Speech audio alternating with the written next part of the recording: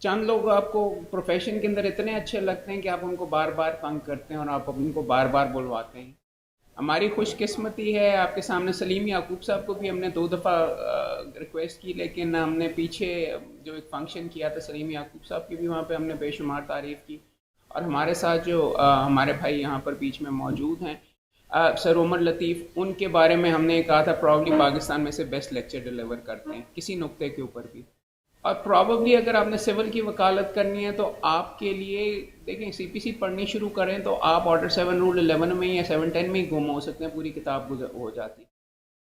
लेकिन इसको समझना, ओवरव्यू ऊपर के लेवल के ऊपर से देखना, हायर लेवल से देखना, उसके ऊपर मैंने उमर लतीफ़ साहब से बेहतर किसी को लेक्चर डिलीवर करते हुए नहीं देखा। वो नेट के ऊपर भी मौजूद है overview, CPC on finger tips, 1.5 घंटे में पूरी सीपीसी का स्ट्रक्चर आपको समझा देते हैं। मगर वो इतना इम्पॉर्टेंट लेक्चर है और उसको हम इतनी दफ़ा करते हैं कि आपके लिए बीच में बहुत लाजमी है, अगर आपने करें, कि आप एक ओवरव्यू भी रखें, ना कि हर एक शिक के अंदर आप गुम हो जाएं। आपको ये भी समझने की ज़रूरत है कि ये सिस्टम चलता कैसे। उसके लिए हमारी खुशकिस्मती है, हमारे दरमियान दोबारा मौजूद हैं। हम जब हमने रिक्वेस्ट की, इन्होंने बेशुमार हमें टाइम दिया, बेशुमार मेहनत की और बेशुमार वक्त सर्व किया। तमाम दोस्तों के लिए तहे दिल से हम शुक्रगुजार हैं। सर उमर लतीफ़ साहब के लिए सर वेलकम, प्लीज़ अगर आप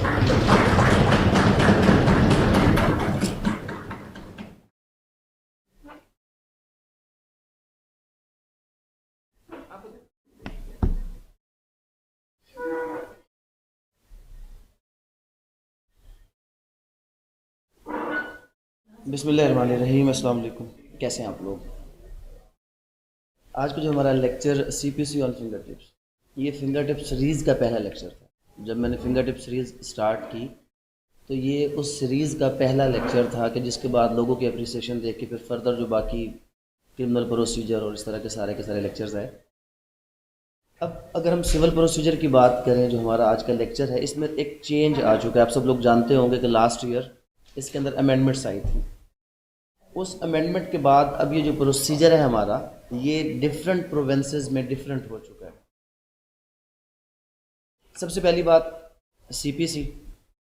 अक्सर लोग सवाल पूछते हैं कि सर सीपीसी और कोड ऑफ सिविल प्रोसीजर, अगर हम देखें कोड ऑफ सिविल प्रोसीजर तो ये सीसीपी होना चाहिए, ये सीपीसी क्यों है?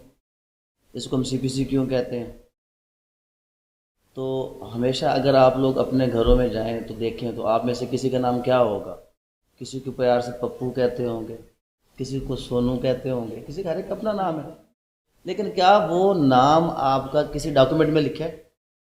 किसी डिग्री के ऊपर लिखा हुआ है? किसी भी डिग्री शीट, किसी भी डॉक्यूमेंट के ऊपर आपका वो नाम, आईडी कार्ड के ऊपर आपका वो नाम नहीं लिखा होगा। सिर्फ वो नाम कहाँ पर मौजूद है? आपके घर के अंदर। इसी तरह जो ये लफ्ज़ सीपीसी है, ये पूरी सीपीसी में है ही नहीं। ये तो हमने इसका प्यार का नाम रखा है। एक्चुअल इसको इन शॉर्ट कोड कहते हैं और इसका actual name the code of civil procedure है। ये सीपीसी कहीं पर भी किसी भी सूरत, अगर क्या इसको सीपीसी कहा भी जा सकता है कि नहीं कहा जा सकता? तो किसी भी लॉ को समझने के लिए ना, अब स्टार्ट करें सेक्शन 1 से पहले। इसका सेक्शन 1 या किसी भी लॉ का सेक्शन 1 टाइटल, उसकी कमेंसमेंट और उसके एक्सटेंट के हवाले से होता है। तो अगर आप इसका टाइटल पढ़ें तो वहाँ पर टाइटल लिखा था कोड ऑफ सिविल प्रोसीजर 1908, और फर्दर डेफिनेशन क्लास पढ़ें तो वहाँ पर वो कहता है कि कोड का मतलब इस लॉ में क्या है, कोड ऑफ सिविल प्रोसीजर। और एक और डेफिनेशन जो स्टार्ट में आती है, कोड इंक्लूड रूल्स। बाकी बुक्स आप देख लें, सीआरपीसी देख लें जनाब, उसके अंदर सारे के सारे सेक्शंस हैं, 565 सेक्शंस हैं। पीपीसी देख लें, 511 सेक्शंस हैं उसके अंदर। कॉन्स्टिट्यूशन देखें, उसमें आर्टिकल्स हैं। हर जो आपका लॉ है उसके अंदर एक ही चीज़ आपको नज़र आएगी। सीपीसी के 2 पोर्शन नज़र आते हैं।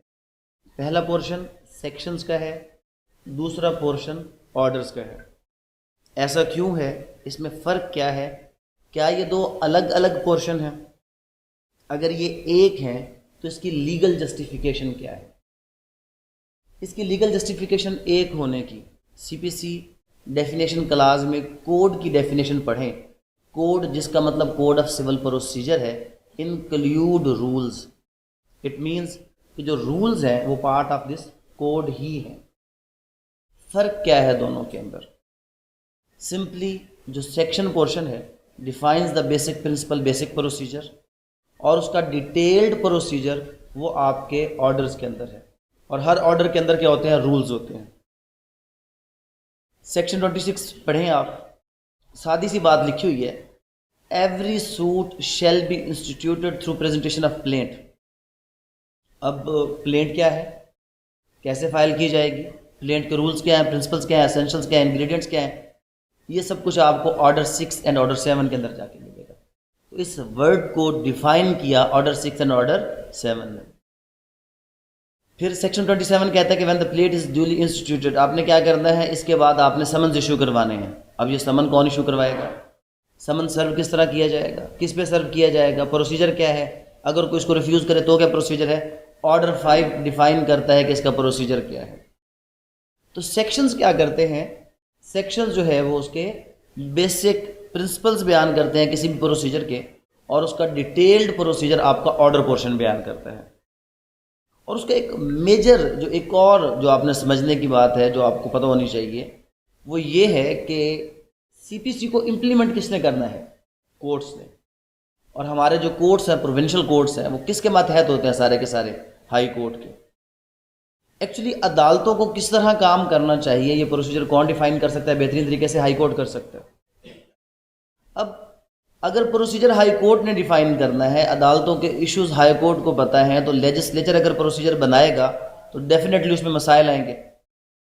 तो इसमें मेजर आपको पता होना चाहिए कि जो सीपीसी का फर्स्ट सेक्शन पोर्शन है, ये लेजिस्लेचर बनाएगा और वही इसको अमेंड करेगा।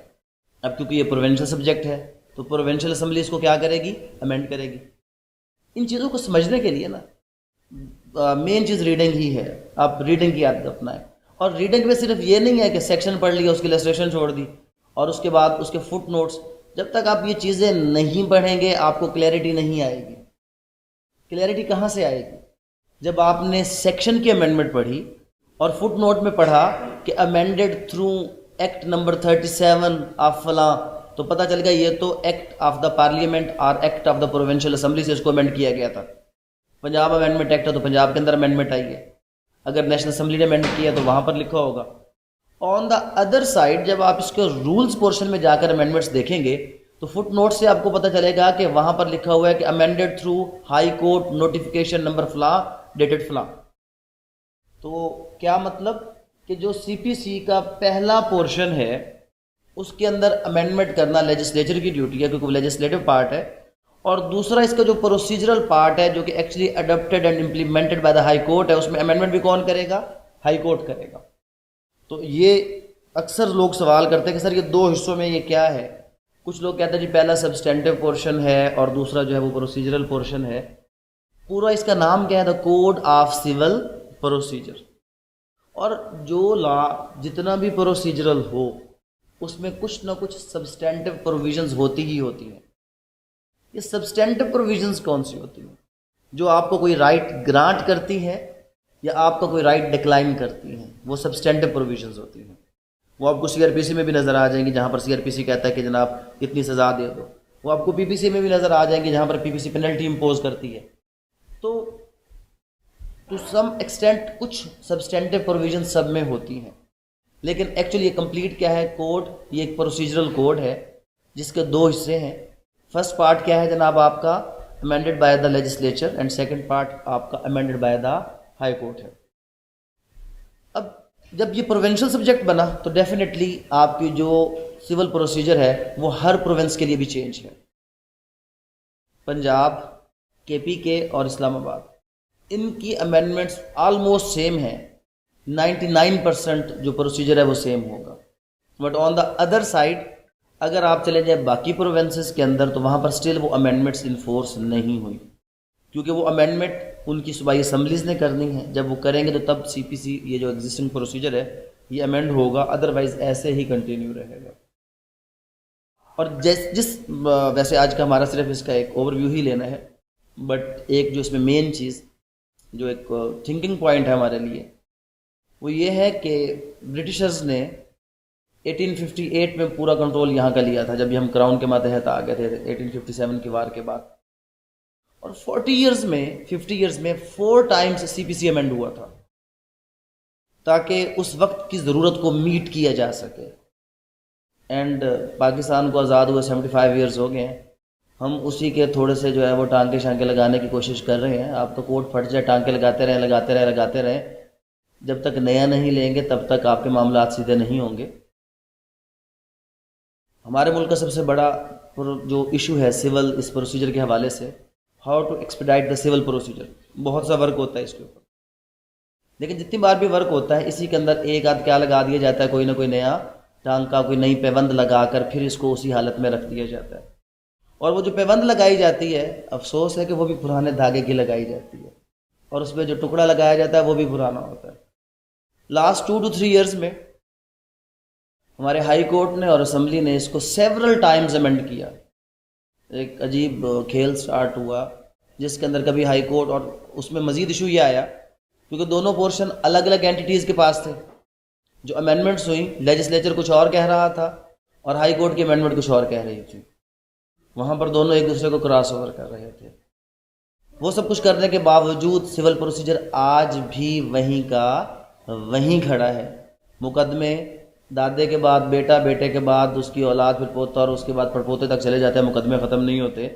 तो इसलिए कि हम इसको पैबंद लगाना छोड़ के अगर एक बार इस सिविल प्रोसीजर को अप टू डेट करें, लेकिन 20 साल पुराना अप टू डेट ना करें, आजकल के मौजूदा प्रोसीजर के अकॉर्डिंग करें तो शायद बेहतरी आ जाए।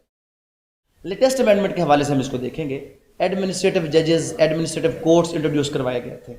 आज का जो हमारा फिंगर टिप का लेक्चर लिटिल बिट डिफरेंट होगा जो हमारा एग्जिस्टिंग लेक्चर था, क्योंकि उस वक्त तक अमेंडमेंट्स नहीं आई थी।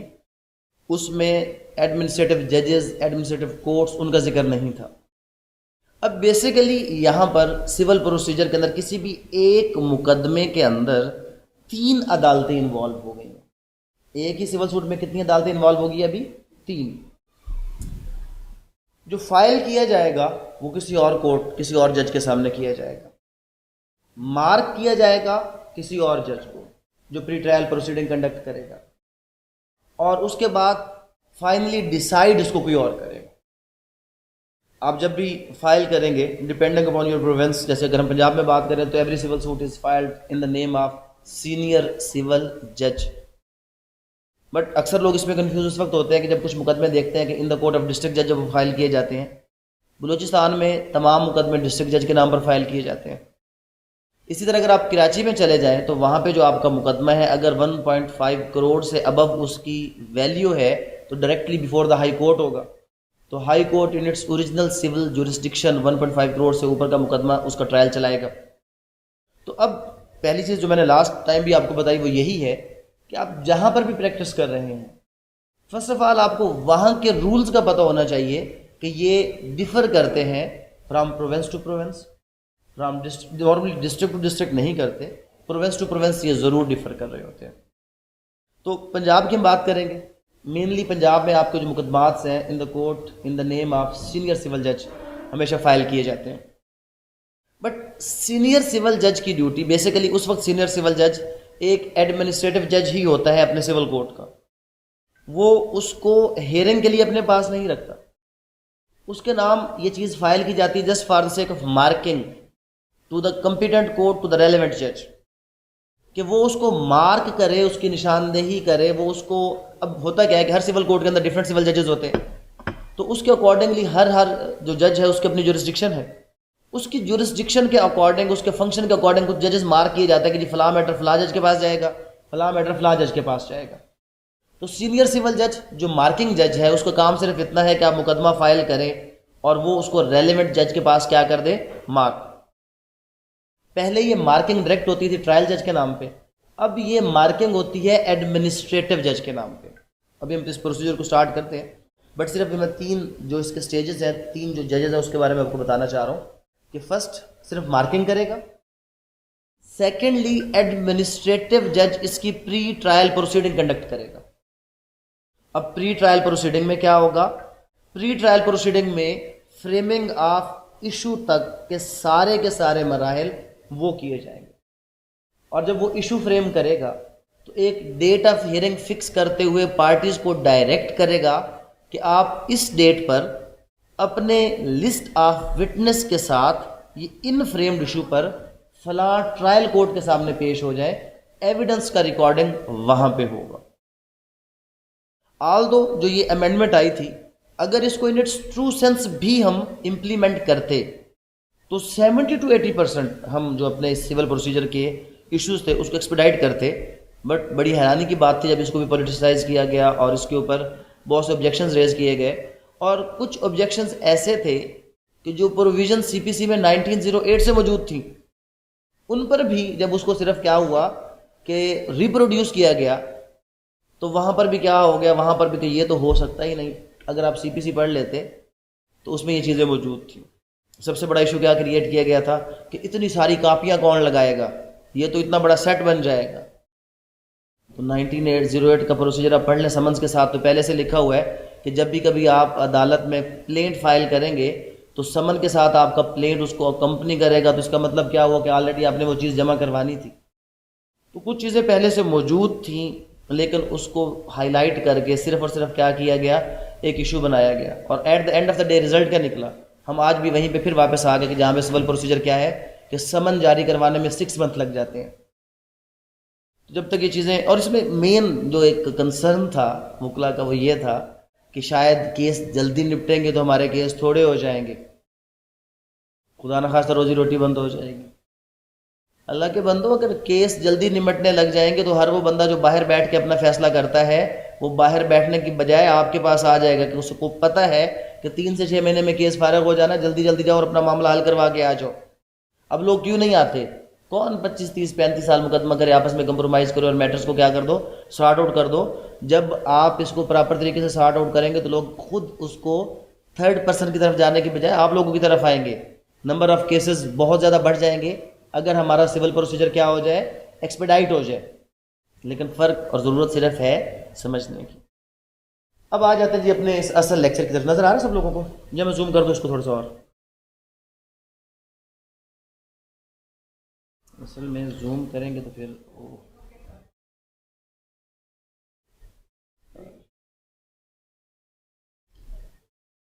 इसमें मैं यूज़ करता हूँ लेकिन काफ़ी अर्से हो गए मैंने छोड़।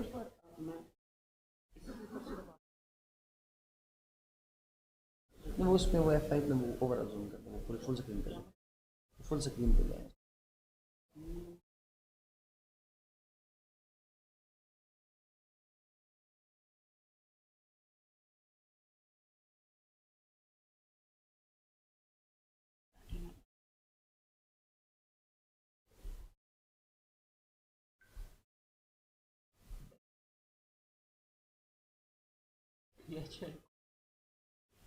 इसके ऊपर आपको जो चीज़ आपने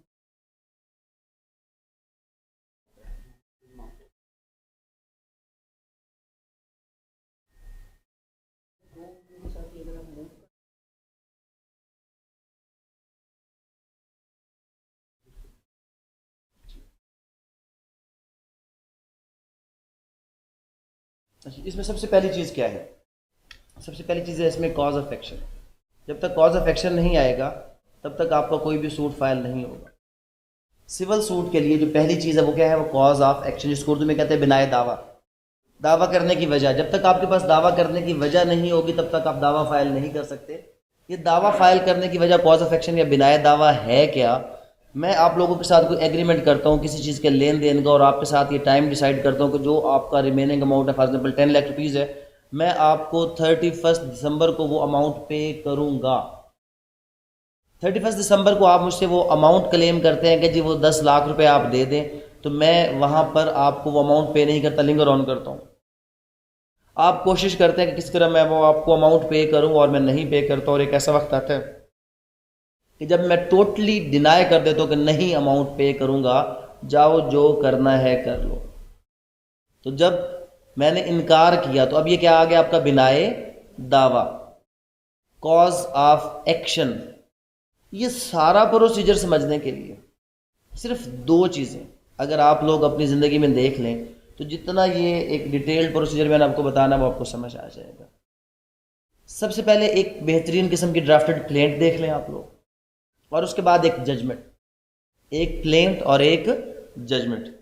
और अगर इससे भी बेहतर करना है तो एक कंप्लीट सिविल सूट की कॉपी लें आप, A to Z कॉपी, जो आपको किसी वकील के ऑफिस से नहीं मिलेगी, आपको कोर्ट से मिलेगी।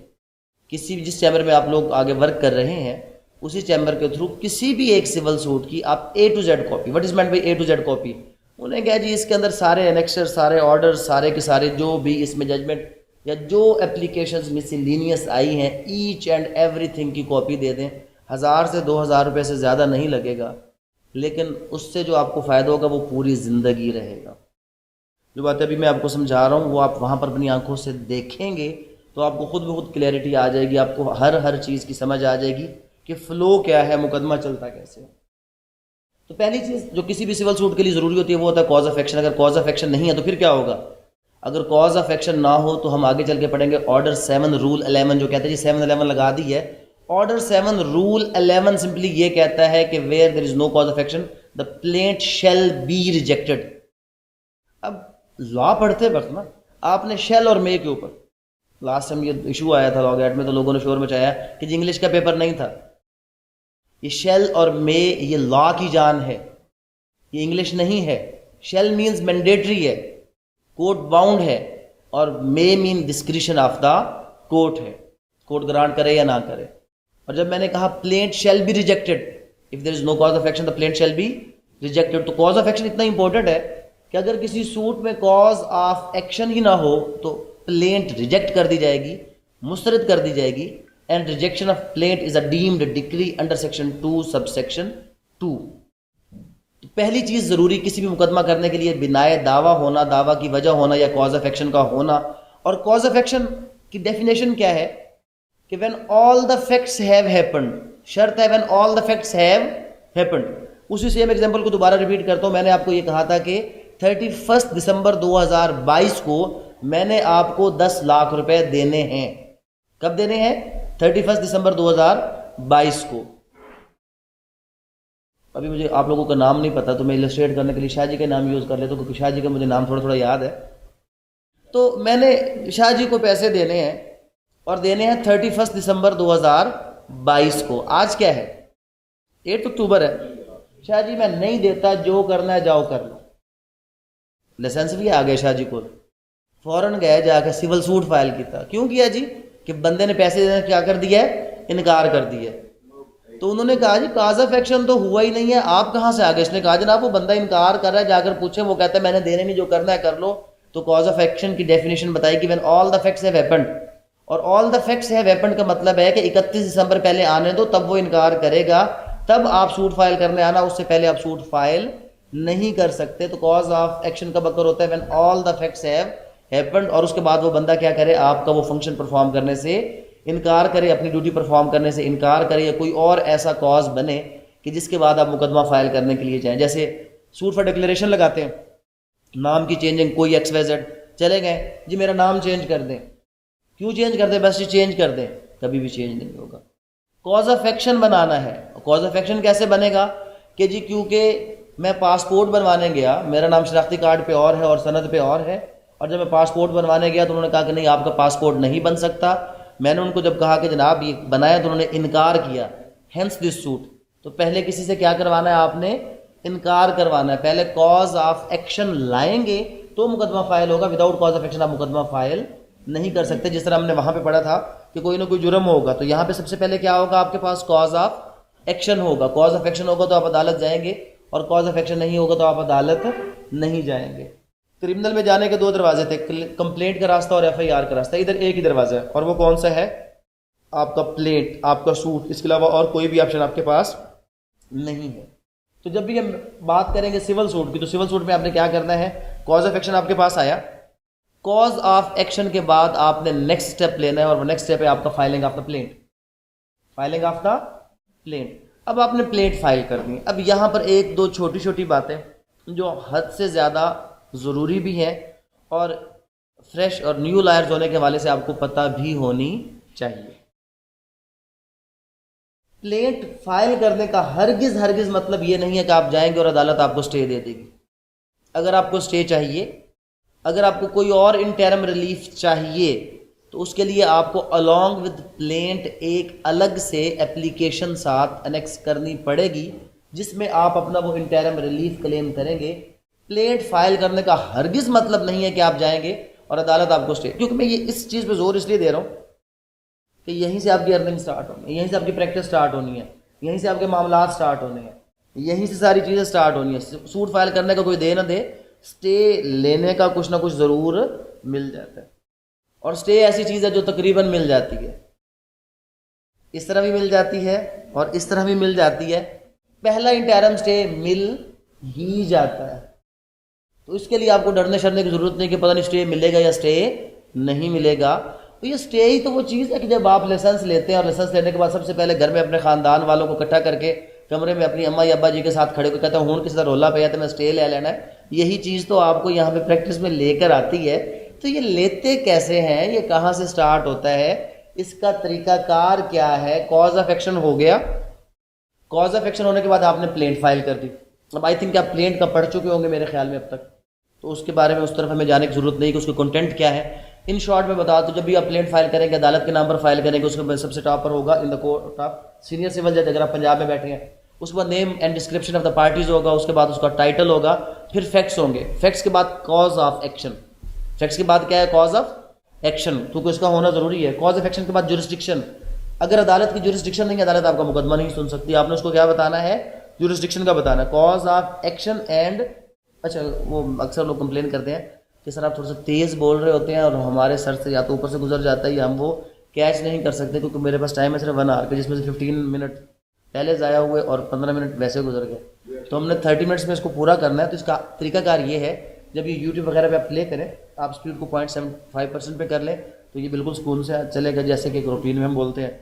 और अगर आप उससे भी इसको थोड़े से ज़्यादा आराम वाले मोड में सुनना चाहें तो 0.5 पे कर लें तो फिर अच्छा। और अगर आप रात को ये लगाकर सोना चाहें तो 0.25 इस तरह करके आप, वो आपके मोड के ऊपर डिपेंड करता है कि आप इसको किस तरह करके प्ले करते हैं, तो वो आप उसको प्ले करेंगे तो ये जो इशू है वो हो जाएगा। तो वैसे कोशिश करें आप कैच करें ताकि आप, और ये लिखना कुछ नहीं हो, काइंडली कंप्लीट कर लें फिर सारी बातें कर लेते हैं, ठीक है। लिखे नहीं, लिखे इसलिए नहीं क्योंकि मैं हमेशा कहता हूँ कि जब लिखते हैं ना तो दिमाग बंद हो जाता है, कलम चलता है दिमाग बंद होता है। ये चीज़ें मैं यहाँ से नहीं देख रहा, मुझे नहीं पता यहाँ पे क्या लिखा हुआ है, बाद में आपको जो है ना बताने के लिए देख लूँगा, क्योंकि जब आप कलम चलाएंगे तो दिमाग बंद होगा। थोड़ा सा तवज्जो के साथ सुने, ये चीज़ें ज़िंदगी में इस्तेमाल करने वाली हैं और ये हमने यहाँ पे रखनी है, कागज़ों पर नहीं रखनी हमने। तो क्या हुआ जी, प्लेंट आ गई। प्लेंट के अंदर सबसे पहले क्या हो गया, मैंने आपको बताया कि नेम ऑफ द कोर्ट हो गया, उसके बाद डिस्क्रिप्शन ऑफ द पार्टीज में प्लेंटिफ और डिफेंडेंट का नाम, title of the suit, facts, cause of action और फिर जुरिस्डिक्शन। जुरिस्डिक्शन के बाद सूट वैल्यूएशन। सूट वैल्यूएशन, अभी इसका भी मैं आपको मजे का तरीकाकार बताऊंगा कि यहीं से तो आपका काम चलेगा, वो कैसे चलेगा मैं भी बता देता हूँ। अब जब बात करते हैं सूट वैल्यूएशन, सूट वैल्यूएशन की बात अगर हम करें तो सूट वैल्यूएशन में क्या चीज़ इंपॉर्टेंट है। सूट वैल्यूएशन आपको पता होना चाहिए कि 50,000 मैक्सिमम इसकी वैसे होती है कोर्ट फी, अप टू 25,000 कोई भी कोर्ट फीस पे नहीं की जाती। अप टू 25,000 रुपीज़ अगर आप कोई भी सिविल सूट फाइल करते हैं जिसमें रिलीफ 25,000 रुपये तक है तो उसके ऊपर कोई भी कोर्ट फीस पे नहीं होती। और इस कोर्ट फी के कंसेप्ट को समझने के लिए सिर्फ एक सेक्शन और उसकी कमेंट्री आप 1 से 2 दिन में पढ़ें, आपको सारी चीज़ें पता चल जाएगी। Section 7 court fee act, section 7 court fee act ये सारी तफसील बताता है। और जब वो डेक्लेरेटरी सूट्स के बारे में बताता है तो बताता है कि डेक्लेरेटरी सूट्स उसकी जो रिलीफ है, जो उसका आपने कोर्ट फी के लिए उसकी वैल्यूएशन है वो खुद डिफाइन कर दी है। अब जाकर अगर आज के बाद आप कोई भी डेक्लेरेटरी सूट फाइल करेंगे या पढ़ेंगे, किसी फाइल को देखेंगे, जब आप वहां पर सूट वैल्यूएशन में देखेंगे that the value of the suit for the purpose of court fee is fixed as 10,000, 2,000, 1,000, 25,000। ये क्यों लिखा हुआ है? इसलिए लिखा हुआ है कि 25,000 से नीचे नीचे आपकी कोर्ट फीस नहीं होती एज पर सेक्शन 7। और किन सूट्स के ऊपर? जिधर आपको कहा गया, जिधर इख्तियार किसको दिया गया? प्लेंटिफ को। और प्लेंटिफ का इख्तियार कहाँ पे है? डेक्लेरेटरी सूट्स के अंदर किसका इख्तियार है? प्लेंटिफ का, कि वो अपने उस सूट को वैल्यूएट खुद करेगा कि इसके ऊपर कितनी कोर्ट फी। तो लिहाजा जितने भी ये नाम चेंज करने के मुकदमे को शुरू में यही हमारे पास आते हैं, नाम चेंज करने के, डेट ऑफ बर्थ के हवाले से, इस किस्म के जो भी डेक्लेरेटरी सूट्स हम फाइल करते हैं, किसी भी डेक्लेरेटरी सूट के अंदर कोर्ट फीस हम नहीं लगाते, उसको लेस देन 25,000 रुपीज़ पे करके रोक देते हैं। 25,000 से जब हम ऊपर चलते हैं तो फिर 7.5% के हिसाब से एड वैलोरम इसको कहते हैं। Ad valorem according to the value of the suit. 7.5% के हिसाब से चलती है तो लाख पे कितनी बन जाती है? 7,500 रुपये। और 2 लाख पे कितनी बन जाती है? 15,000 रुपये बन जाती है। और फिर मेच्योर हो जाती है। अभी तक शुक्र है कि इसके ऊपर नज़र नहीं पड़ी, नहीं तो ये भी मेच्योर ना हो कभी। अब मेच्योर होने का मतलब है कि 15,000 रुपये कोर्ट फी रुक जाती है। उसके बाद मुकदमे की वैल्यू 2 करोड़ 2 अरब 2 खरब होगी। कोर्ट फीस कितनी लगेगी? 15,000। तो 2 लाख से ऊपर जो भी मुकदमा होगा उसकी वैल्यूएशन क्या होगी? वैल्यूएशन उसकी 15,000 रुपये होगी। और ये 15,000 रुपये क्या हम जाकर जज साहब को कहेंगे एलो जज साहब 15,000 रुपये फाड़ लो? हरगिज़ ऐसा नहीं होगा। जितने भी आपके अच्छा सिविल प्रोसीजर में कुछ चीज़ें भी से ध्यान में बिठा लें। स्टैंप का लफ्ज़ हमने हमेशा सुना है, सील का लफ्ज़ हमेशा सुना है। स्टैंप का लफ्ज़ हमने क्या सुना है? स्टैंप मोहर लगाना।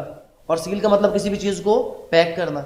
हरगिज़ नहीं। आज के बाद जब आपने सीबीसी पढ़नी है तो आपने स्टैंप का मतलब समझना है कि स्टैंप पेपर के लिए लफ्ज़ यूज़ किया जाता है। स्टैंप जब भी मैं कहूँगा that the suit is not properly stamped, तो इसका मतलब है कि उसके ऊपर जो आपने वैल्यू का स्टैम्प पेपर लगाना था, क्योंकि इसमें जितनी भी फीस आपने पे करनी है कोर्ट फी, वो स्टाम्प पेपर की सूरत में करनी है। और जब कहा गया कि suit is not properly stamped, तो इसका मतलब क्या हुआ कि इसमें प्रॉपर कोर्ट फीस पे नहीं की गई, क्योंकि कोर्ट फी पे की जानी थी स्टैम्प पेपर के जरिए से। और नॉट प्रॉपरली स्टैम्प्ड का मतलब है कि यहाँ पर प्रॉपर वैल्यू का स्टैम्प पेपर नहीं लगाया गया। और सील का मतलब होगा मोहर। जहाँ पर भी लफ्ज़ सील आएगा उसका मतलब क्या होगा? मोहर। और जहाँ पर भी स्टैम्प आएगा उसका मतलब क्या होगा कि इसके ऊपर प्रॉपर वैल्यू का स्टाम्प पेपर नहीं लगाया गया। तो जब भी आपने ये फ़ी पे करनी है किसके ज़रिए से करनी है? स्टाम्प पेपर के ज़रिए से करनी है। अब होता क्या, शुरू में जब केस आते हैं तो क्लाइंट कुछ और दे ना दे, कोर्ट फीस ज़रूर दे जाता है, क्योंकि उसके बगैर मुकदमा फाइल होना ही कोई नहीं है। अब मिली ही सिर्फ कोर्ट फी है और बेगम ने फ़ोन भी कर दिया तो बगैर कपड़े दे आया, तेरी खैर कोई नहीं घर ना में उत्थे जा जिथे सारा दिन गुजार के आना। अब बंदा क्या करे, जनाब परेशान है। तो उसका हल क्या है? वैसे ये it's not good practice, but कभी कभी ज़रूरत पड़ जाती है, क्योंकि हमें पता है कि जनाब जो स्टार्ट आप करते हैं तो स्टार्ट में ऐसे मसाइल आ ही जाते हैं।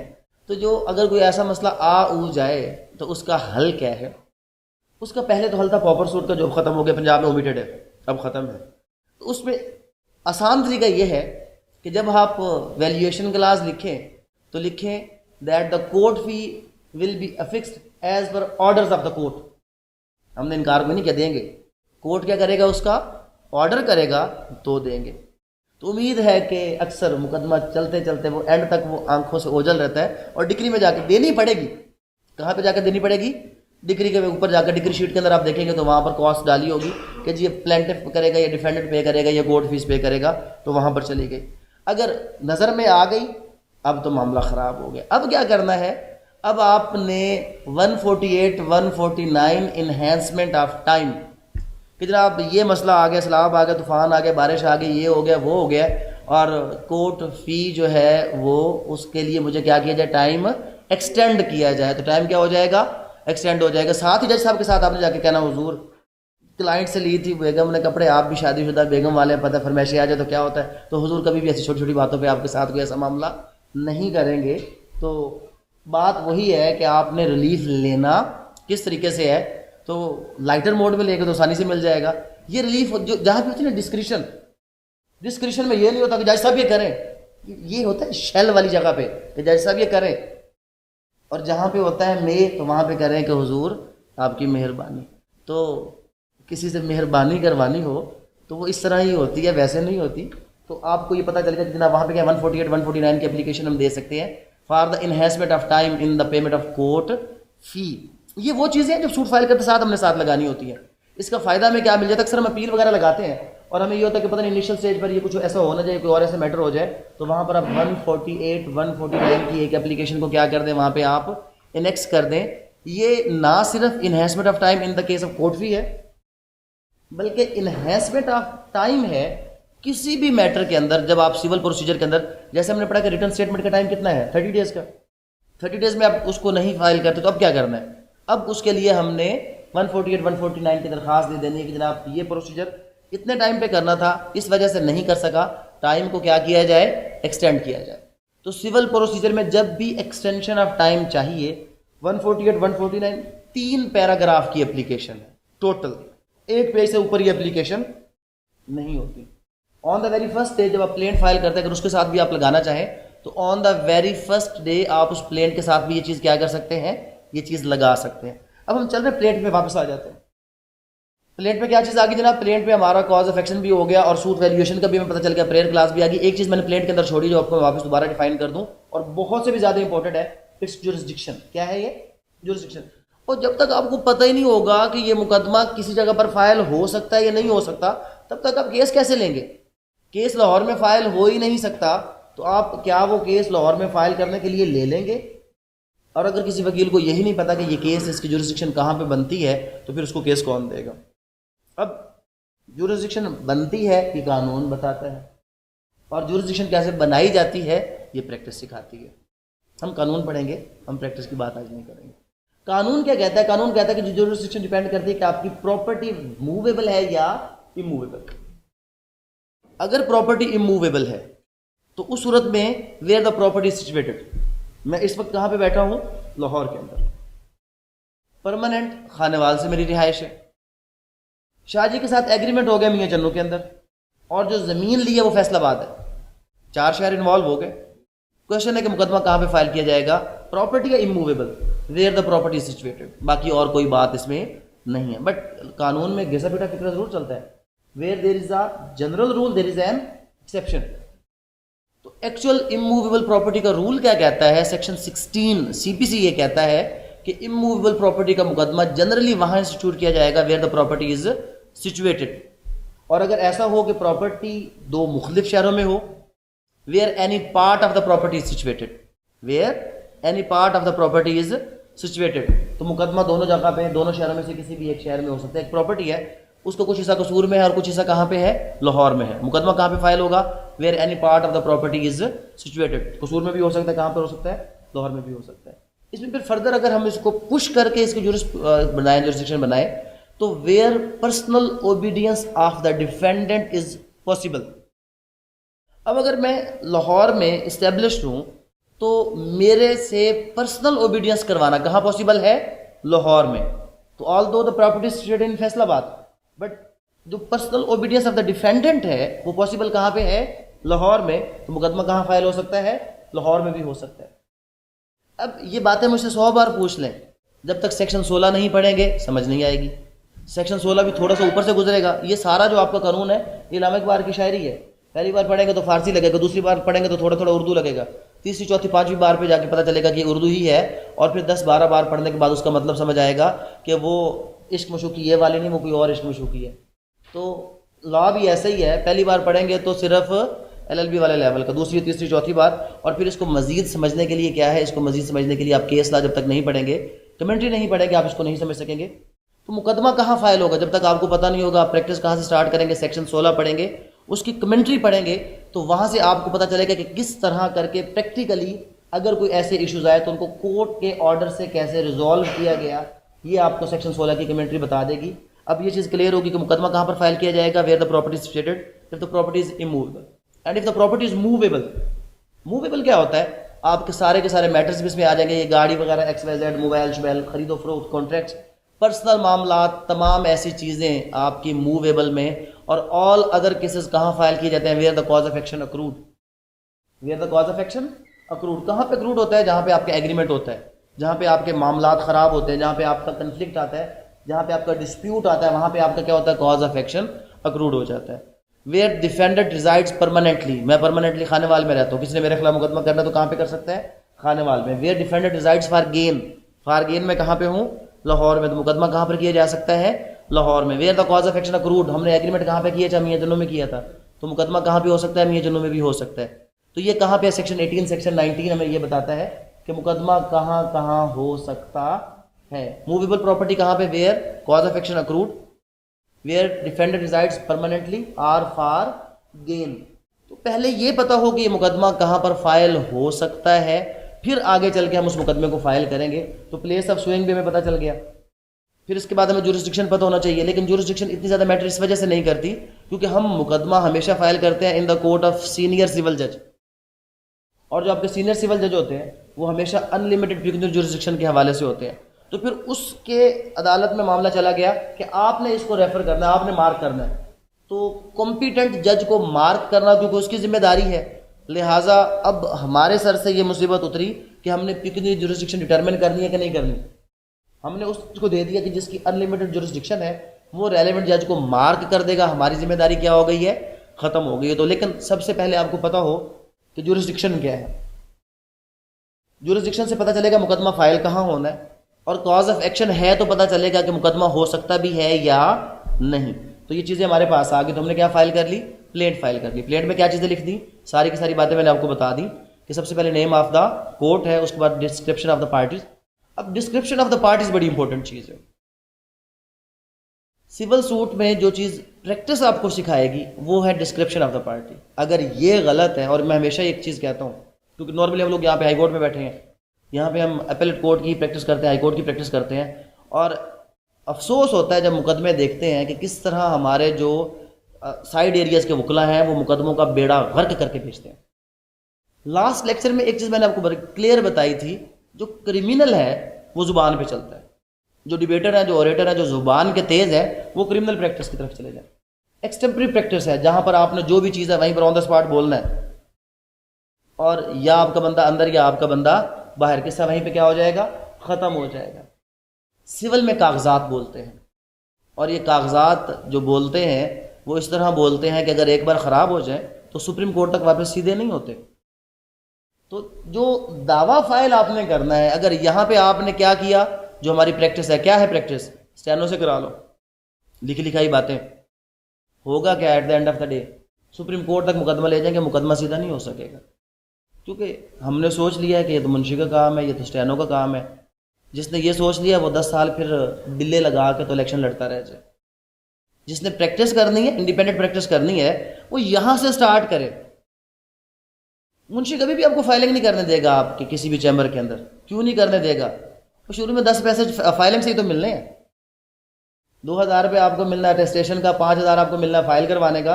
वो अगर आपकी जेब में आने लग जाए तो आपको तो समझ आने लग जाएगी। इसलिए फाइलिंग आपसे कोई नहीं करवाता। वो आपको कहता है जाके उधर जाओ और उधर जाओ, डेट लो, क्योंकि डेट पर किसी ने पैसे नहीं देने। नकल आर्डर की निकलवाएंगे तो खुशी में स्टे में कोई ना कोई 500-1000 रुपये दे जाएगा। जब कोई चीज़ फाइल करेंगे तो कुछ ना कुछ मिल जाएगा। वो कभी भी आपको ये नहीं करने देगा कि ये तो मुंशी का काम है। तो यहाँ से स्टार्ट करें ताकि आप अपने आप को थोड़ा सा स्टेबल भी कर सकें। तो जब तक ये चीज़ें फाइलिंग की नहीं सीखेंगे, फाइल बनाना नहीं सीखेंगे, अब नई प्रैक्टिस स्टार्ट करनी है। आप अलग चैम्बर बनाना चाहते हैं, सबसे बड़ी मुसीबत क्या है? मुंशी चाहिए।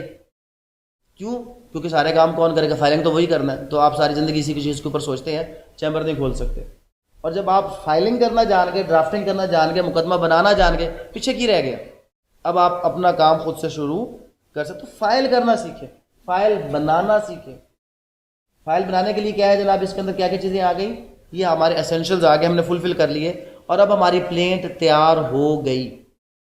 इसका अगर आपने सुनो तो एक लेक्चर मौजूद है कि सिविल की फ़ाइल कैसे तैयार करें। उसमें पूरे फॉर्म्स मैंने दिखाए हुए हैं कि दावा दीवानी सेट किस तरह लगाना है, उसको फिल कैसे करना है, इसके अंदर तलबाना कैसे फिक्स करना है, वो पूरी चीज़ें उसमें मौजूद है। वो काफ़ी डिटेल्ड है, तो अभी इसका टाइम नहीं है। फाइल आपने बना ली, अब आपको स्टे चाहिए। क्या स्टे हर केस में चाहिए? स्टे हर उस केस में चाहिए जहाँ पर 3 बातें आप कहते हैं कि जी इर्रिपेयरेबल लॉस, प्रिमा फेशी केस और बैलेंस ऑफ कन्वीनियंस। और अगर आप स्टे ऑर्डर की दरख्वास्त कभी ज़िंदगी में पढ़ें तो उसमें टोटल 5 पैराग्राफ होते हैं। पहला सरकारी पैराग्राफ, और वो सरकारी क्या होता है? That the contents of the plaint, वो इसी का हिस्सा समझे जाएंगे। आपने उसको जोड़ दिया, दोबारा रिप्रोड्यूस नहीं किया। अगली 3 बातें यही हैं कि मेरा केस कौन सा है, प्रिमा फेशी केस है, बैलेंस ऑफ कन्वीनियंस है जनाब मेरे फेवर में, और इर्रिपेयरेबल मुझे क्या हो जाएगा? लॉस हो जाएगा। ये बातें हमने कर ली, और साथ आगे प्रेयर में कहा कि जनाब मुझे स्टे ग्रांट कर दो।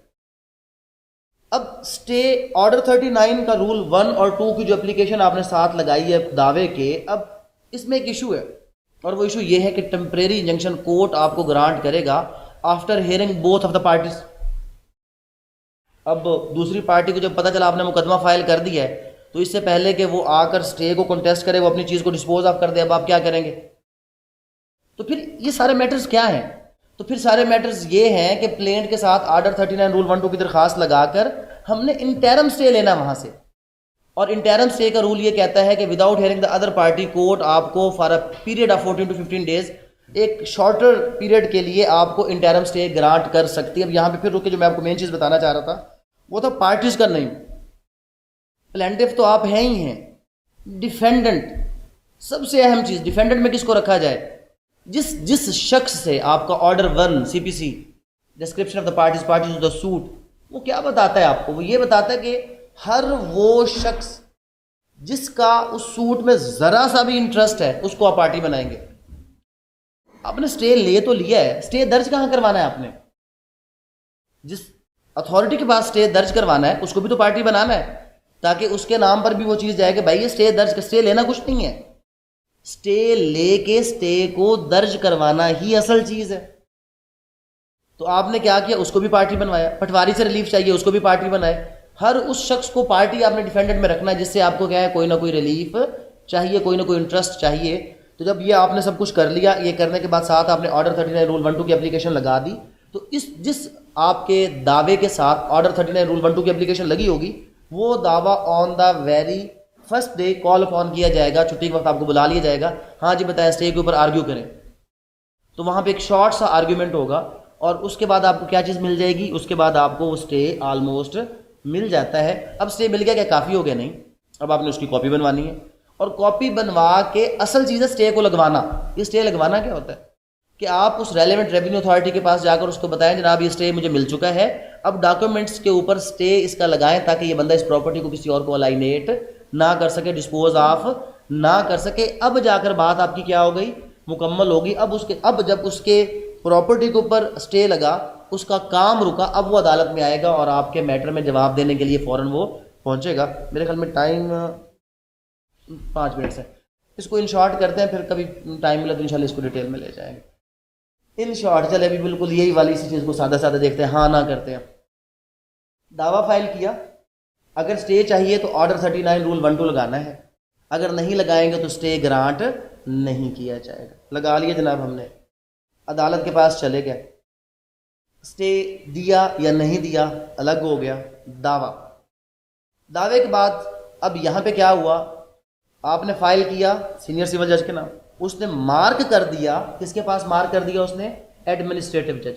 आप यहां पर जो सर्कल देखेंगे, पहला सर्कल है ये, इसका एक स्क्वायर मैंने बनाया है, ये है कि आपने फाइल किया बिफोर द सीनियर सिविल जज। दूसरा स्क्वायर ये कहता है, ये प्री ट्रायल प्रोसीडिंग का स्क्वायर है जो कि एडमिनिस्ट्रेटिव जज कंडक्ट करेगा। ऑर्डर 4A हाई कोर्ट ने अमेंड किया और एडमिनिस्ट्रेटिव कोर्ट्स इंट्रोड्यूस करवा दिए गए। और एडमिनिस्ट्रेटिव कोर्ट्स का बेसिक ऑब्जेक्ट ये है कि मेंटेनेबिलिटी ऑफ एनी सूट को देखना, कि अगर सूट मेंटेनेबल है तो फॉरवर्ड किया जाए, मेंटेनेबल नहीं है तो उसको फॉरवर्ड ना किया जाए। तो दावे के बाद आपका जो एडमिनिस्ट्रेटिव जज उस पर क्या करेगा? 3 काम है, या उसको एडमिट करेगा, या उसको रिटर्न करेगा, या उसको रिजेक्ट करेगा। होना इस स्टेज पे चाहिए, रिटर्न या रिजेक्ट होता नहीं है। जब डिफेंडेंट आता है और आकर वो कहता है कि ज्यूरिसडिक्शन नहीं बनती as per section 21 as soon as possible, जब वो प्ली लेता है तो उस प्ली के ऊपर आगे जाके फर्दर आपका 710 711 की दरखास्तें आ जाती हैं। होना चाहिए कि अगर एक कोर्ट आपके पास उसको पास आप प्लेंट फाइल करते हैं तो वो उसको एग्जामिन करे, अगर वो मेंटेनेबल नहीं है तो उसी जगह पर उसको क्या कर दे, वो रिटर्न या रिजेक्ट कर दे कि मेरी ज्यूरिसडिक्शन नहीं बनती। लेकिन प्रैक्टिस में ऐसी चीज़ नहीं होती। दावा हो गया, फौरन ही अगला स्टेप होता है कि जी ठीक है समन जारी करवाएं। अब ऑर्डर 9 की तरफ चले जाएं फौरन। ऑर्डर 9 क्या कहता है जनाब? ऑर्डर 9 ये कहता है कि जब भी कोई दावा फाइल होगा तो it is the duty of the plaintiff कि वो समन इशू करवाए, समन सर्व करवाए। उसके लिए आपने तलबाना जमा करवाना होता है। तलबाना कैसे जमा करवाना वो मैंने आपको बता दिया कि तलबाना कैसे जमा करवाते हैं, वो आपको पूरे का पूरा लेक्चर मिल जाएगा, वो देख लिया। आपने तलबाना जमा करवा दिया, समन जारी हो गया। समन जारी हो गया और डिफेंडेंट नहीं आया, एक बात। दूसरी बात, समन जारी ही नहीं हुआ और डिफेंडेंट नहीं आया। डिफेंडेंट नहीं आया किस वजह से? समन जारी नहीं हुआ इस वजह से, या समन जारी हुआ और वो जानबूझकर नहीं आया इस वजह से। अगर समन जारी हुआ और डिफेंडेंट नहीं आया तो कोर्ट एक्स पार्टी प्रोसीड करेगी, जिसको कहते हैं एकतरफा कार्रवाई करना। Under order 9 rule 6 x party proceed करेगी और एक्स पार्टी प्रोसीड करने के बाद उस प्लेंटिफ को कहेगी ठीक है जी अपना एविडेंस लाएं, आप एक्स पार्टी शहादत रिकॉर्ड करें। ये प्रैक्टिस है, एक्स पार्टी शहादत रिकॉर्ड करें, क्योंकि लॉ कहता है the court may proceed without recording of evidence. May है ना, इसलिए अदालत मे की तरफ नहीं जाती, कहती नहीं आप एविडेंस लेकर आ जाए। एक्स पार्टी एविडेंस रिकॉर्ड कर लिया और अगर फिर भी डिफेंडेंट नहीं आता, एक्स पार्टी डिग्री पास कर दी अंडर ऑर्डर 9 रूल 6। अब जाकर डिफेंडेंट को पता चला मेरे खिलाफ तो क्या हो चुका है, डिग्री पास हो चुकी है, अब मैं क्या करूं? अब वो 9-13 की दरखास्त लगाएगा, order 9 rule 13 to set aside the ex parte decree, और खोती बोर्ड तले साल लगा के एक्स पार्टी डिग्री दी। उसने आके कहा कि जनाब ये था ये था ये था, मैं तो गाड़ी छाड़ देता, फलां करता, ये करता, मैंने नोटिस नहीं मिले, समन नहीं मिले, थोड़ा सा सर ऐसे, थोड़ा सा सर ऐसे। आपका 9-13 एडमिट, पिछली सारी प्रोसीडिंग ख़त्म। उसे कहा जाएगा चलो जी आए जी, अब क्या जमा करें आप अपना जवाब दावा, फिर वापस जीरो से स्टार्ट, जिसकी वजह से हमारा सिविल प्रोसीजर जो है वो इसमें डिले आ जाता है। लेकिन इस प्रोसीजर को साइड पे कैसे रखा, ये लेफ्ट प्रोसीजर जो यहाँ पर है, यहाँ पे अगर आपको नजर आ रहा हो कि जनाब इश्यूएंस ऑफ समन हो गया ऑर्डर 5 के तहत, और उसमें सबसे पहली चीज़ क्या है कि अगर वो पेश ना हो, किस वजह से पेश ना हो, अगर वो गलती थी प्लेंटिफ की तो फिर प्लेंटिफ के खिलाफ मुकदमा खारिज हो जाएगा, और अगर समन सर्व होने के बावजूद डिफेंडेंट नहीं आता तो एक्स पार्टी डिग्री हो जाएगी। एक्स पार्टी डिग्री के खिलाफ जो रेमेडी है वो कौन सी रेमेडी है, वो आपके पास रेमेडी है ऑर्डर नो rule 13 to set aside the ex parte decree. ये है ना आने की सूरत में। आ गया, अब बिल्कुल आसान करते हैं। सूट फाइल किया, समन जारी हुआ। अब समन जारी हुआ, अमेंडमेंट आ गई है। अमेंडमेंट क्या आ गई है कि अब साइमल्टेनियसली का लफ्ज आ गया कि on the very first hearing court क्या कर सकता है, कोर्ट साइमल्टेनियसली सब कुछ करेगा। सब कुछ करेगा क्या मतलब है, समन भी जारी करेगा पर्सनल सर्विस के लिए तामीली के जरिए से। कभी भी तमीली खुद नहीं जाएगा, जब तक आप उसको जाकर कुछ देंगे नहीं तब तक वो जाएगा। ये चीज़ें ख़त्म करनी है हमने, कि ऐसा क्यों है, चल रहा है, चलता रहेगा जब तक हम इसको ख़त्म करने की कोशिश नहीं करेंगे। खैर तामीली, उसके बाद थ्रू पोस्ट, उसके बाद व्हाट्सएप, ये सारा कुछ अमेंडमेंट में आ गया। और लफ्ज़ क्या है, साइमल्टेनियसली, साथ ही अखबार इश्तिहार हो गया। पहले क्या होता था, पहले ये होता था समन जारी हो गया नहीं आया, दूसरा समन जारी हो गया नहीं आया, तीसरा समन जारी हो गया नहीं आया। जबकि मैं दूसरी साइड का वकील हूँ, मुझे पता है कि समन जारी हो रहे हैं, मैंने अपने क्लाइंट को चुप करके कान तेल पाला आप देख लांगे, खर्चा होने दे थोड़ा जहा, धक्के खा लैन दे थोड़ा जहा, नाल दूजे वकील का थोड़ा खर्चा भी बन लैन दे। खर्चा बनता बनता कहाँ तक पहुँच गया, अखबार इश्तिहार। जब अखबार इश्तिहार हुआ और अदालत एक तरफा की तरफ जाने लगी, जाके दरख्वास्त दे दी कि जनाब मैंने तो पता ही होने लगा थ्रू अखबार इश्तिहार। अदालत ने कहा जी बिस्मिल्लाह आओ जी, शुरू करी फिर जीरो को कम, फिर जीरो टू स्टार्ट। ये हमारा सिविल प्रोसीजर है। तो मैं हमेशा कहता हूँ कि ये प्रोसीजर ये 1908 में अंग्रेज साहब बहादुर ने इसलिए दिया था कि भाई ये जो लोग हैं इनको मुकदमों में ऐसे इन्वॉल्व करो कि ये इसी मुकदमे में यूं और यूं ऐसे चलते रह जाएं और उसके बाद किधर दाएं बाएं देखे ही ना। और आज भी हमारे ऊपर वाले यही चाहते हैं कि मुकदमों में यूं यूं होते रह जाएं, दाएं बाएं देखे ना। खैर हम इसको उस तरफ नहीं लेकर जाते कि ये क्या क्यों कैसे है, हम प्रोसीजर को वापस लेकर आ जाते हैं। सादी सादी बात में क्या चीज़ होगी जनाब, मुकदमा फाइल हो गया, समन जारी हो गए और डिफेंडर को लेके आ जाते, डिफेंडर साहब तशरीफ ले आए, 30 डेज़ का टाइम होगा to file the return statement. उसने रिटर्न स्टेटमेंट दे दी। अब क्या हुआ, अब असल बात हमारी स्टार्ट होगी। जब रिटर्न स्टेटमेंट दी तो यहाँ पे आपने एक प्लेंट और एक रिटर्न स्टेटमेंट देखनी है। इसका सबसे आसान तरीका ये है कि मैंने मेरे पेज पे भी होगा और उसमें एक लेक्चर भी अपलोड होगा। एक साइड पे मैंने प्लेंट लिखी और एक साइड पे रिटर्न स्टेटमेंट लिखकर हर फैक्ट को आपस में कोरिलेट किया है कि जवाब कैसे होता है। कुछ फैक्ट्स एडमिट होते हैं, कुछ डिनाई होते हैं, कुछ पार्शली एडमिट और पार्शली डिनाई होते हैं। अब एक बंदे ने कहा एग्रीमेंट हुआ, दूसरे ने कहा जी बिल्कुल हुआ एडमिट, तो कानून शहादत ऑर्डर कहते हैं admitted facts need not to be proved, side पे कर दो, इशू फ्रेम नहीं होगा। उसने कहा जी 10 लाख रुपए देने हैं, दूसरे ने कहा जी बिल्कुल 10 लाख रुपए देने हैं, admitted fact needs not to be proved, यहाँ पे किस्सा नहीं चला। उसने कहा जी इसने 10 लाख नहीं दिए, वो कहता है मैंने दे दिए, पहला कन्फ्लिक्ट आ गया। When the fact is alleged by one party and denied by the other, यहाँ पे इशू फ्रेम हो गया। मुकदमा जैसे आपका क्रिमिनल केस है, कहाँ से चलना है, फर्द जुर्म आयद करने से, फ्रेमिंग ऑफ चार्ज से। सिविल सूट कहाँ से स्टार्ट होना है आपका, सिविल सूट आपका स्टार्ट होना फ्रेमिंग ऑफ इशू। आखिर इशू क्या है, ये कहता है ऐसा है, वो कहता है ऐसा है। जो मैटर एक पार्टी अलेज करे और दूसरी क्या करे, उसको डिनाई करे, उसकी बेस पे क्या फाइल किया जाता है, इशू। ऑर्डर 14 है। अब इशू आपका आ गया। अब इशू फ्रेम करने तक का काम था एडमिनिस्ट्रेटिव जज का। इशू फ्रेम करने के बाद उसने कहा भाई साहब ए थोड़ा मसला है, जाओ फलां डेट को फलां ट्रायल जज के पास चले जाना और लिस्ट ऑफ विटनेस आप जरूर ले जाना, क्योंकि गवाहान ने कब आना है, गवाहान ने आना है फ्रेमिंग ऑफ इशू के बाद। और फ्रेमिंग ऑफ इशू कभी आप पढ़ेंगे तो उसमें आपको कुछ लफ्ज लिखे होंगे, OPP, OPF, ये क्या है, वहाँ पे क्या लिखा हुआ है, वो बताता है कि ये जो आपका ओनर्स ऑफ प्रूफ है, बर्डन ऑफ प्रूफ है, वो प्लेंटिफ ने इसको साबित करना है या डिफेंडेंट ने। जिस इशू को प्लेंटिफ ने साबित करना है प्लेंटिफ गवाह लाएगा, जिस इशू को डिफेंडेंट ने साबित करना है उसका गवाह कौन लाएगा, डिफेंडेंट। ऐसा हरगिज नहीं है कि प्लेंटिफ ही गवाह लाएगा। आर्टिकल 118 कानून शहादत आर्डर कहता है जिसको नुकसान होगा गवाह वो लाएगा।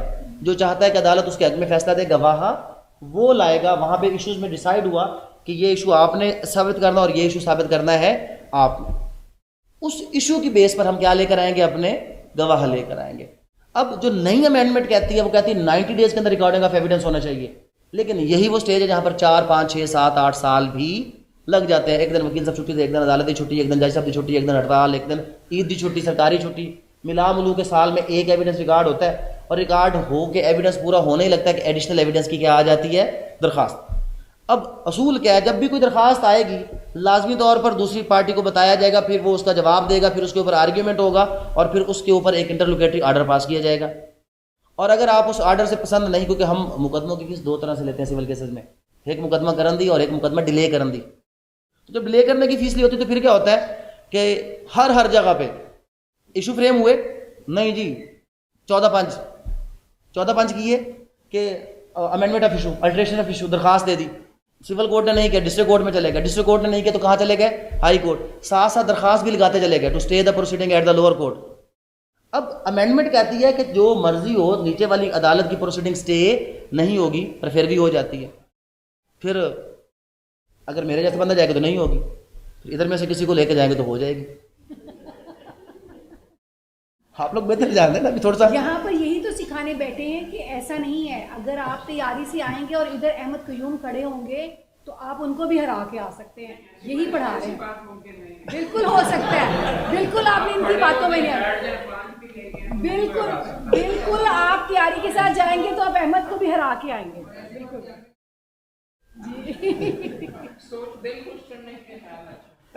कहाँ तक पहुँच गए, जब एविडेंस रिकॉर्ड करने तक पहुँच गए, एविडेंस रिकॉर्ड हो गया। अब एविडेंस जब रिकॉर्ड होगा, दो किस्म की शहादत है, आपने कानूनी शहादत आर्डर में पढ़ा होगा, एक होती है आपकी दस्तावेजी शहादत और एक होती है ज़ुबानी शहादत, ओरल और आपका डॉक्यूमेंट्री एविडेंस। पहले आप ओरल एविडेंस प्रोड्यूस करेंगे और उसके बाद आप क्या करेंगे, अपना डॉक्यूमेंट्री एविडेंस प्रोड्यूस करेंगे, फिर एक स्टेटमेंट रिकॉर्ड होगी कि प्लेंटिफ साइड को डेफिनेटली जो है पहले आपका एविडेंस रिकॉर्ड करवाता है प्लेंटिफ। अब क्या ये प्लेंटिफ ही पहले रिकॉर्ड कराएगा या डिफेंडेंट रिकॉर्ड करवाएगा, ये रिकॉर्डिंग ऑफ एविडेंस कानूनी शहादत ऑर्डर बताता है। कानूनी शहादत ऑर्डर क्या बताता है, कहता है कि जी अगर कोई खास प्रोसीजर नहीं है तो सबसे पहले क्या होगा, प्लेंटिफ साइड आ जाए, प्रोसीजर में डिफाइन होगा। और हमारा प्रोसीजर यही है कि पहले प्लेंटिफ अपना एविडेंस रिकॉर्ड करवाता है और वो फिर एक एविडेंस के क्लोजिंग स्टेटमेंट देता है, मैंने मजीद एविडेंस रिकॉर्ड नहीं करवाना, तो कोर्ट चली जाती है किसकी तरफ, डिफेंडेंट। ठीक, कोर्ट किसकी तरफ चली जाती है जनाब, डिफेंडेंट की तरफ। और डिफेंडेंट क्या करता है, अपना एविडेंस आके रिकॉर्ड करवा देता है। दोनों साइड का एविडेंस रिकॉर्ड हो गया, एविडेंस क्लोज हो गया, अगला स्टेप आ गया फाइनल आर्ग्यूमेंट। अब यहाँ पे फाइनल आर्ग्यूमेंट के लिए 20 डेज का जो नहीं अमेंडमेंट है, 21 डेज का टाइम है कि अगर हम इसको सीक्वेंस में लेकर चलें, वापस आ जाए जल्दी जल्दी। उसमें क्या चीज़ है, सबसे पहले आपने सूट फाइल करना है और उसके बाद जो टाइम है 15 दिन का टाइम है कि जो समन इशू होने का टाइम है, उसमें साइमल्टेनियसली सारा काम एक साथ कर दिए ताकि ये ना हो कि पहला समन, दूसरा समन, तीसरा समन, फिर अखबार इश्तिहार, फिर ऐसा कुछ नहीं, सब कुछ क्या करें, इकट्ठा करें। साइमल्टेनियसली का लफ्ज़ आ गया, 15 दिन में एक ये प्रोसेस किया, नहीं हुआ, फिर दूसरा प्रोसेस किया, आप अगले स्टेप की तरफ चले गए।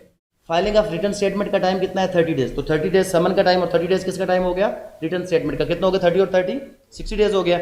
उसके बाद 7 डेज का टाइम है फ्रेमिंग ऑफ इशू का।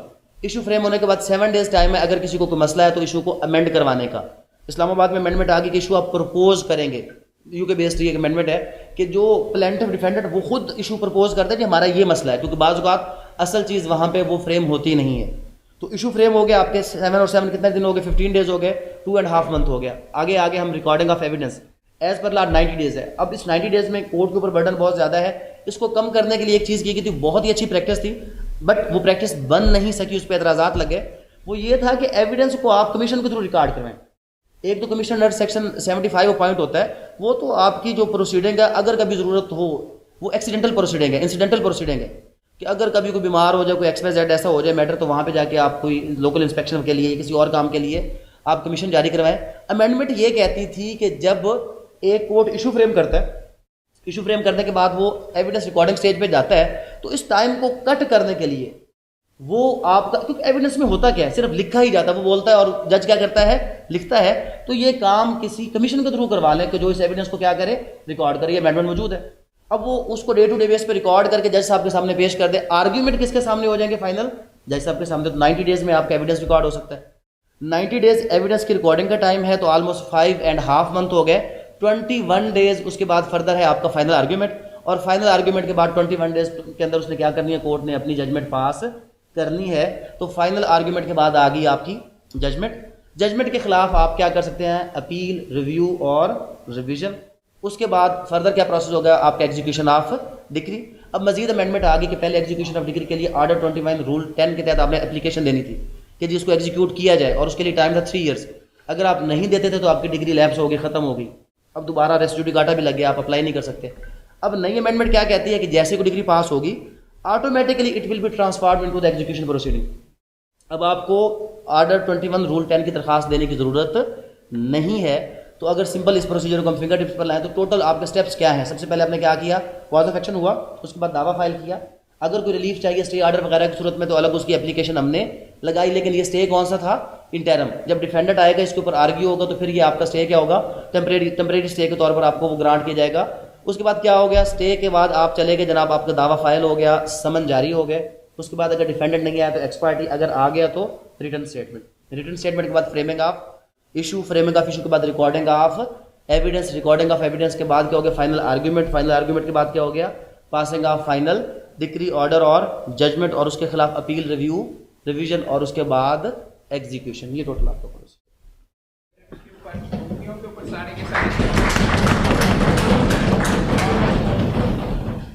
बहुत शुक्रिया सर लतीफ़ साहब। और इससे पहले कि मेरे पास जो हमारे अगले बहुत ही अजीम लेक्चर हमारे पास मौजूद हैं उनको मैं यहाँ पर रोस्टर पर बुलाऊँ, मैं सर उमर लतीफ़ के लिए जो है वो एक शेर कह